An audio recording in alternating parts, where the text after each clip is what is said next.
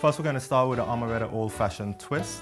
Let's add these ingredients into the beaker. 25 millimeters of Amaretto, 25 millimeters of spiced rum, 5 millimeters of syrup sugar, and a splash of bitters to taste. Now we need to add 40 millimeters of Nespresso pecan biscotti to give it a real nutty festive twist.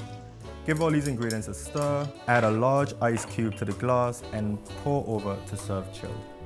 Finish it off with an orange garnish, and that's my Amaretto old-fashioned twist.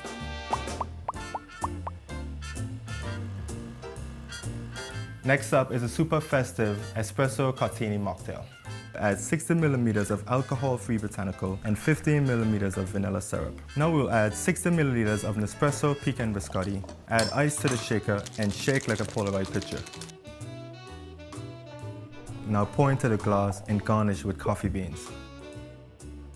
There we have it, guys. Those are my Nespresso-inspired festive cocktails.